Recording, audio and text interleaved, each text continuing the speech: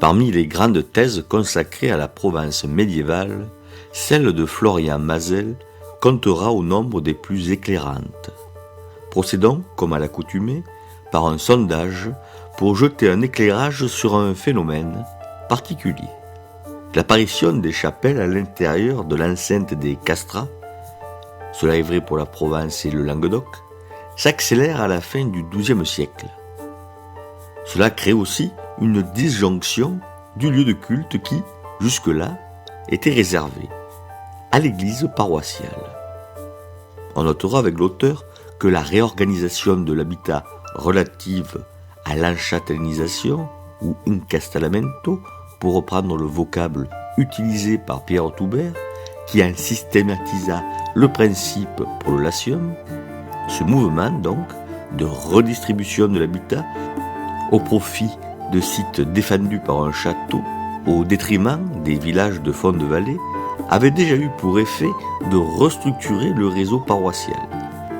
Des églises paroissiales furent déclassées en simples chapelles rurales alors que de nouvelles églises étaient bâties dans les villages neufs qui se coagulaient autour des châteaux et autres tours fortifiées.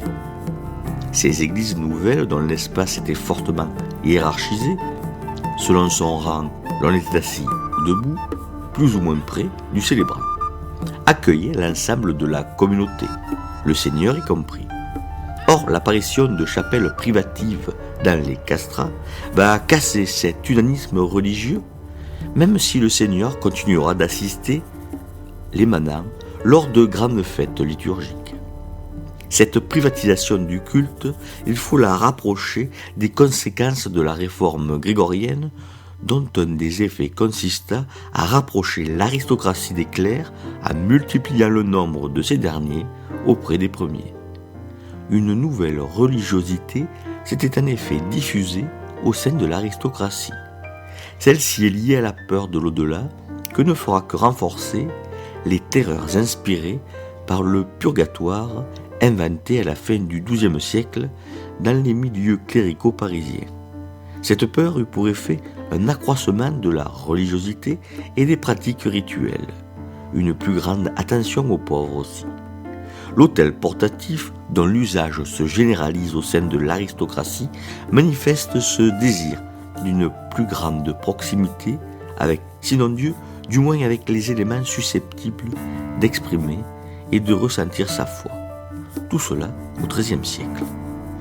Que ce soit dans sa chapelle castrale, où un chapelain officie pour le seigneur et sa famille, ou lors de ses déplacements grâce à l'autel portatif, l'aristocratie réinvente sa pratique religieuse avec l'assentiment des autorités.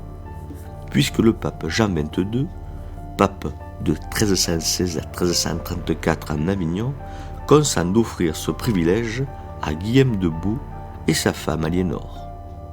Privatisation de la religion et de l'accès à Dieu qui annonce peut-être sa démocratisation avec l'émergence du protestantisme.